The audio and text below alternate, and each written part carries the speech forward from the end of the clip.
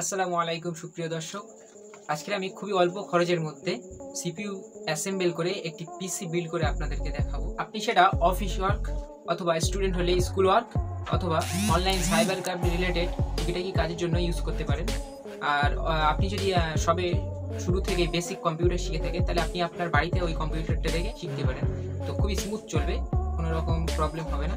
খুব কম বাজেটের মধ্যে এই কম্পিউটারটা আপনার জন্য বেস্ট।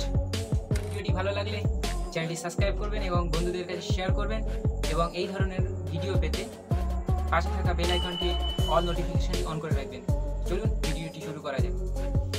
প্রথমেই বলে রাখি আমি আপনাদেরকে যে একটি সিপিইউ অ্যাসেম্বল করতে যে জিনিসগুলো প্রয়োজন হবে সেটি হলো একটি মাদারবোর্ড, একটি প্রসেসর, র্যাম, হার্ড ডিস্ক এবং মাদারবোর্ডকে ঠান্ডা করার জন্য একটি কুলার।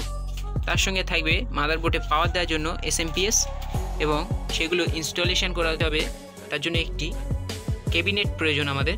তো আমি সমস্ত পার্টসগুলো আলাদা আলাদাভাবে আপনাদেরকে দেখাবো।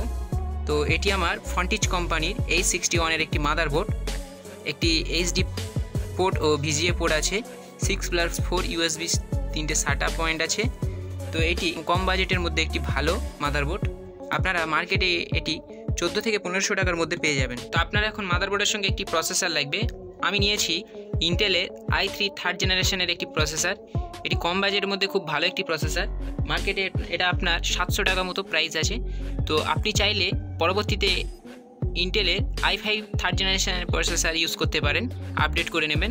তো তাতে গেমিং, ভিডিও এডিটিং এই সকল কাজ করতে পারবেন। তো এখন আপাতত কম বাজেটের মধ্যে i3 থার্ড জেনারেশনের প্রসেসর খুব সুন্দর ওয়ার্ক করবে। মাদারবোর্ডে র্যাম লাগাতে হবে। তো আমার কাছে কোর্সিয়ারের 4GB 8GB র্যাম আছে, কোর্সিয়ারের দুটো 4GB র্যাম আছে। তো আপনি চাইলে কম দামে কম বাজেটের মধ্যে 4GB দুটো র্যাম নিয়ে নিতে পারবেন। আপনার 900 টাকা মতো র্যাম দুটো পড়বে। তো আমি কোর্সিয়ারের র্যাম ইউজ করছি, যদিও আপনি কম বাজেটের মধ্যেও নিতে পারেন, কোনো সমস্যা নেই। তারপর আমাদের র্যাম লাগানোর পর আমাদেরকে ডাটা সেভ করার জন্য একটি হার্ড ডিস্ক বা এসএসডি দরকার। আমি 500 জিবির একটি হার্ড ডিস্ক ইউজ করছি, তোশিবা কোম্পানি। তো আপনারা চাইলে এসএসডিও ইউজ করতে পারেন, হার্ড ডিস্ক দুটো একসঙ্গেও ইউজ করতে পারেন। আমি 500 জিবি ইউজ করছি, আপনারা বাড়িয়ে ইউজ করতে পারেন। এটি আপনাদের মার্কেটে 500 জিবির হার্ড ডিস্ক যে কোনো কোম্পানি 1300 টাকার মতো পড়ে যাবে। তো আপনারা প্রথমেই একটি 500 জিবির হার্ড ডিস্ক নিয়ে শুরু করুন, পরে চাইলে এসএসডিও এর সঙ্গে লাগিয়ে দেবেন। পুরো সেটআপ রেডি হয়ে যাওয়ার পরে পাওয়ার দেওয়ার জন্য একটি এসএমপিএস দরকার। তো আমি ইউজ করছি ফন্টিজের 450 ওয়াটের একটি এসএমপিএস। এটি নতুন কিনতে গেলে আপনার 600 থেকে 700 টাকা নিয়ে নেবে যে কোনো কোম্পানি। এটি ইউজ করুন, আপনি ভালো পাওয়ার সাপ্লাই করবে, কোনো অসুবিধা হবে না। তারপরে সেগুলোকে আমরা একটি ক্যাবিনেটে ইনস্টলেশন করব, ফিটিং করব। তো ক্যাবিনেটটি আপনার পড়ে যাবে 700 টাকার কাছে। তাহলে এখন সমস্ত পার্টসগুলি অ্যাসেম্বল করে পিসিটি আমরা রেডি করে নিই। দেখতে থাকুন এবং ভালো লাগলে সাবস্ক্রাইব করবেন। আমরা প্রথমে মাদারবোর্ডটাকে ওপেন করে নেব। তো বিল পেয়ে যাবেন, বিলটি আপনি রেখে দেবেন যত্ন সহকারে, 2 বছর ওয়ারেন্টির মধ্যে থাকলে। তারপরে আমরা মাদারবোর্ডটার মধ্যে একটি SATA কেবল পেলাম, এটা মূলত হার্ড ডিস্ক ও মাদারবোর্ডের কানেক্ট করার জন্য। তারপরে একটি সিডি ড্রাইভার এবং একটি প্যানেল পেয়ে গেলাম, প্যানেলটি ক্যাবিনেটের সঙ্গে ফিটিংস করার জন্য। এখন মাদারবোর্ডটি ওপেন করে নেব।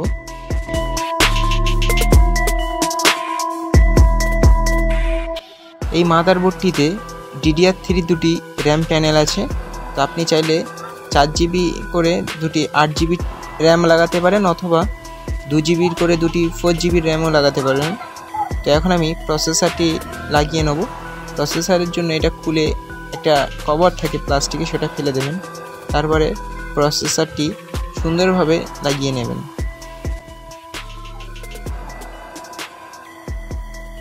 তো আমি প্রসেসরটি আনবক্সিং করে নেব। তো প্রসেসরটি যেভাবে লাগাবেন, প্রসেসরের দুই ধারে দেখবেন কাঁচ মতো আছে।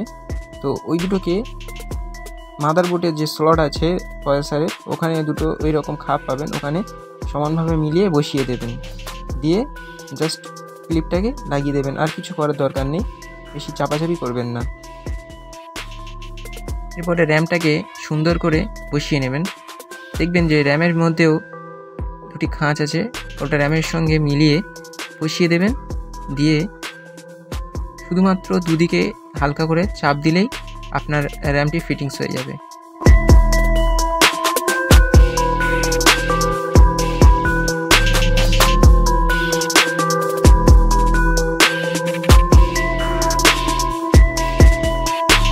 র্যামটি লাগানো কমপ্লিট হলে এখন আমরা প্রসেসরকে ঠান্ডা করতে একটি কুলার ফ্যান লাগিয়ে দেবো। তো আপনারা সুন্দরভাবে দেখে শুনে কুলার ফ্যানটি লাগিয়ে নেবেন।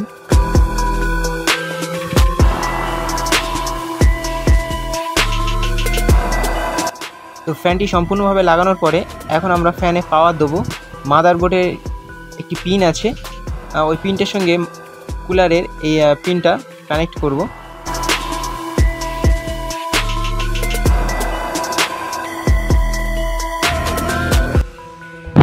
ফ্যান লাগানোর পরে মাদারবোর্ডটা আমরা এখন ক্যাবিনেটের মধ্যে ফিটিংস করে নিয়ে তারপরে আমরা হার্ড ডিস্ক ও এসএমপিএস লাগাবো। তো ক্যাবিনেটের মধ্যে মাদারবোর্ডটি লাগানোর জন্য যে প্যানেলটি আছে প্যানেলটির সঙ্গে মিলিয়ে বসিয়ে নিয়ে তারপরে লাগাবেন।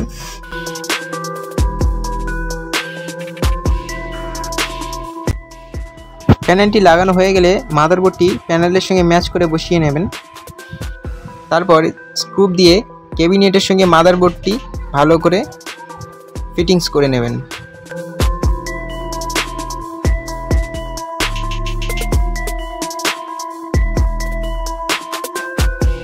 স্ক্রুগুলো ভালোভাবে লাগানোর পরে এখন আমরা ক্যাবিনেটের মধ্যে আমাদের হার্ড ডিস্কটি ফিট করে নেব।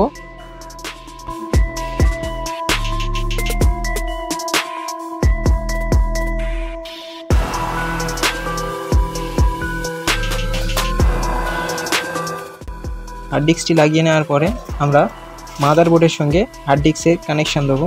তো এই সাটা কেবিলটি আমরা হার্ড ডিস্কে লাগিয়ে দেবো এবং মাদারবোর্ডে লাগিয়ে দেবো। তো তার আগে আমরা এসএমপিএসটাকে ফিটিংস করে নিই। আর এসএমপিএসের এই যে পয়েন্টগুলো এগুলো মাদারবোর্ডের মধ্যেও লাগবে, আবার হার্ড ডিস্কের মধ্যেও লাগাতে হবে। তো তার আগে আমরা এসএমপিএসটা আগে ফিটিংস করে নিই।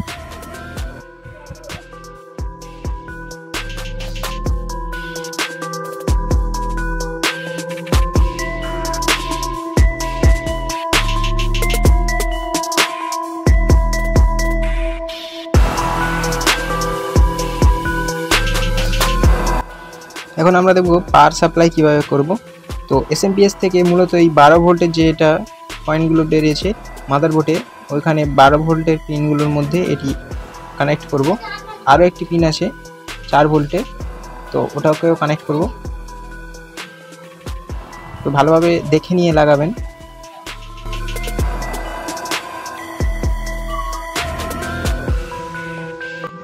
তারপরে এই 4 ভোল্টের এটাকে আমরা ফ্যানের এই পাশে একটি পিন আছে 4টে পয়েন্টের, ওখানে লাগিয়ে দেবো। লাগানোর পরে হার্ড ডিস্কে পাওয়ার দেওয়ার জন্য এসএমপিএস থেকে যে ওয়্যারটা পাওয়ার সাপ্লাই করে ওটা হার্ড ডিস্কে লাগিয়ে দেবো এবং সাটা এই কেবিলটি নিয়ে হার্ড ডিস্কে একটি লাগিয়ে দেবো এবং মাদারবোর্ডে লাগিয়ে দেবো।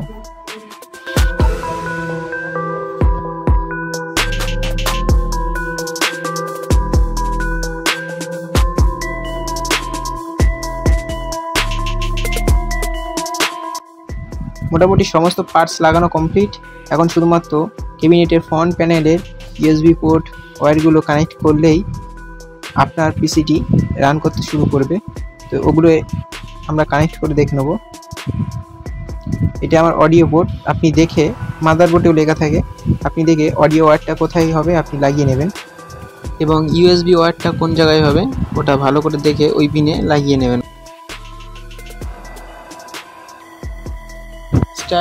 স্টার্ট ওয়্যারগুলো কোথায় হবে দেখে লাগিয়ে নেবেন। ফ্রন্ট প্যানেলের সমস্ত ওয়্যার লাগানো কমপ্লিট হলে আপনি কেবিনেটের ঢাকনা বন্ধ করে এখন ভিজিএ কেবিল দিয়ে ডিসপ্লের সঙ্গে কানেক্ট করবেন এবং একটি পাওয়ার কেবিল ডিসপ্লে এবং একটি পাওয়ার কেবিল এসএমপিএসে দিয়ে আপনি স্টার্ট করবেন। পাওয়ার দিয়ে দেখব। তো আমি পিসিটি মূলত চালু করে দিয়েছি।